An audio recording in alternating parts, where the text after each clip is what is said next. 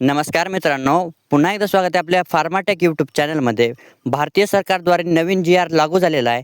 जर तुम्ही UPI म्हणजे फोनपे, गुगल पे, पेटीएम कोणतेही UPI ऑनलाईन ॲप असो त्यावरनं जर तुम्ही 1,00,000 रुपयापेक्षा जास्त पेमेंट करत होता तर ते डिनाय होत होतं. तुम्हाला फक्त 1,00,000 रुपयाची लिमिट होती. पण 1 जानेवारी 2026 पासून तुम्हाला 2,00,000 रुपयाची लिमिट देण्यात येत आहे. आणि त्याचबरोबर 31 तारखेला तुमच्या अकाउंटला पॅन कार्ड हे तुमच्या आधारसोबत लिंक पाहिजे. जर नसेल तर 1,000 रुपयाचा फाईन हा तुमच्या अकाउंटला लागणार आहे. तर मित्रांनो, तुम्ही म्हणसाल आता लिंक कसं करायचं ते सांगण्यासाठी आजचा व्हिडिओ बनवण्यात आलेला आहे. व्हिडिओला लाईक करा, चॅनलला सबस्क्राईब करा आणि बेल नोटिफिकेशन ऑन करून व्हिडिओवर शेवटपर्यंत बघा. त्यासाठी तुम्हाला यायचं आहे गुगलवरती. तुमचं क्रोम, गुगल कोणतंही असो त्यावरती जायचं आहे आणि तुम्हाला सर्च करायचं आहे फक्त PAN पॅन सर्च करायचं आहे. पॅन सर्च केल्याच्यानंतर इन्कम टॅक्स डिपार्टमेंटची सर्वात पहिली वेबसाईट येते. ठीक आहे, पुन्हा एकदा बॅक येऊन दाखवतो तुम्हाला सर्च काय करायचं आहे. ठीक आहे, तुम्हाला सर्च करायचं आहे पॅन. ठीक आहे, वरती पॅन मी जसं सर्च केलं ते सर्च करायचं आहे. त्यानंतर तुम्हाला सर्च करायचं आहे इन्कम. तुम्हाला सर्च झाल्यानंतर इथे येते इन्कम टॅक्स डिपार्टमेंटची हीच वेबसाईट आहे बघा. दुसऱ्या वेबसाईटवरती जाऊ नका, KYC कुठे करू नका. ठीक आहे, इन्कम टॅक्स डिपार्टमेंट www.incometax.government.in ही वेबसाईट तुम्हाला येईल. हे बघा इथं लिहिलेलं आहे. ठीक आहे ना, ही वेबसाईट आल्याच्यानंतर तुम्हाला लिंक आधार युजर मॅन्युअल आहे ना, ते आता हायलाईट झाले कारण सर्व लोक तेच करत आहेत. तर चला तुम्हाला वेबसाईटवरती घेऊन जातो. तुम्हाला वेबसाईटवरती इथे क्लिक करायचं आहे. क्लिक केल्यानंतर सर्वात पहिले तुमच्यासमोर असं इंटरफेस येईल. ठीक आहे, do not follow bank validation banner, fill your tax return. हे आपल्याला काही करायचं नाही. हे बिझनेससाठी असतं, आपल्याला त्या बिझनेसशी घेणं देणं नाही. तुम्हाला खाली स्क्रोल करायचं आहे. ठीक आहे, 1 मिनटं फक्त 1 मिनटं आपल्याला फक्त खाली स्क्रोल करायचं आहे.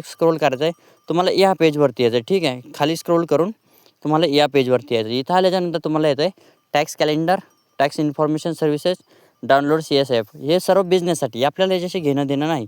ठीक आहे, आपल्याला कोणतं चेक करायचं आहे? आपल्याला चेक करायचं आहे आधार आणि लिंक आधार स्टेटस. जर तुम्ही या अगोदर केलेलं असेल तर तुम्हाला लिंक आधार स्टेटसवरती जायचं आहे. तुमचा आधार कार्ड नंबर टाकायचा, OTP येईल, OTP टाकायचा आणि त्याच्यानंतर व्हॅलिडेट आहे की नाही आहे ते सांगण्यात येईल. जर नसेल तर तुम्हाला काय करायचं आहे? सर्वात पहिले नसेल तर तुम्हाला काय करायचं आहे त्यासाठी सांगतो. तुम्हाला करण्यासाठी सर्वात पहिले काय करायचं आहे? 1 मिनटं. तुम्हाला सर्वात पहिले करायचं आहे लिंक आधार. या लिंक आधारच्या बटनावरती तुम्हाला क्लिक करायचं आहे. लिंक आधारच्या बटनावरती क्लिक केल्यानंतर एक थोडासा लोडिंग घेईल.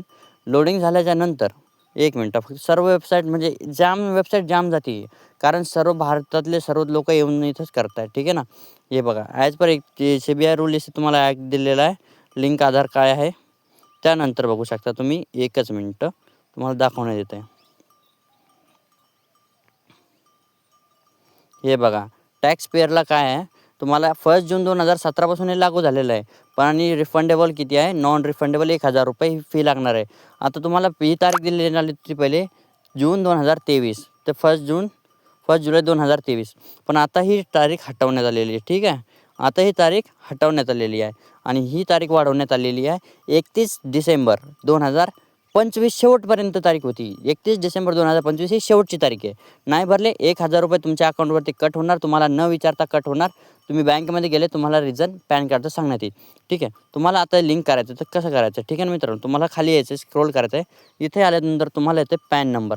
इथे तुम्हाला तुमचा पॅन नंबर टाकायचा आहे आणि तिथे पॅन नंबर टाकल्यानंतर जो तुमचा असेल तो टाकायचा आहे. समजा मी इथे एक टाकतो, माझा पॅन नंबर आहे. माझा नंबर जो आहे पॅन नंबर आहे तो मी टाकून दाखवतो तुम्हाला. ठीक आहे, माझा पॅन नंबर दुसरा आहे पण मी हा दुसरा टाकतो. ठीक आहे, माझा काय आहे, तुमचा असेल काय समजा OBC X 0AD असं काहीतरी एक पॅन नंबर तुमचा असेल. तुम्हाला तो पॅन नंबर टाकायचा आहे. त्यानंतर तुम्हाला टाकायचा आहे तुमचा आधार नंबर. मी दुसरा एखादा आधार नंबर टाकतो आहे 2 मिनिट तुम्हाला दाखवण्यासाठी. ठीक आहे ना, इथे आधार नंबर टाकायचा आहे तुम्हाला. आधार नंबर टाकल्याच्यानंतर तुम्हाला तुमचं क्लिअर पॅन कार्ड आणि आधार कार्ड नंबर टाकल्यावर खाली ऑप्शन येतं व्हॅलिडेटच्या बटनावरती क्लिक करायचं आहे. चला मी तुम्हाला माझं करून दाखवतो. ठीक आहे, तर मित्रांनो मी माझा पॅन कार्ड आणि आधार कार्ड नंबरवरती टाकलेला आहे. हे बघू शकता वरती टाकलेला आहे. थोडं दिसलं असेल जाऊन द्या, काही टेन्शन नाही आहे. व्हॅलिडेटचा ऑप्शन आलेला आहे मला. युअर पॅन नंबर आलेला आहे आणि खाली आधार कार्ड नंबर आलेला आहे. इथं काय already linked to given Aadhaar number. माझा आधार कार्ड आणि पॅन कार्ड लिंक आहे.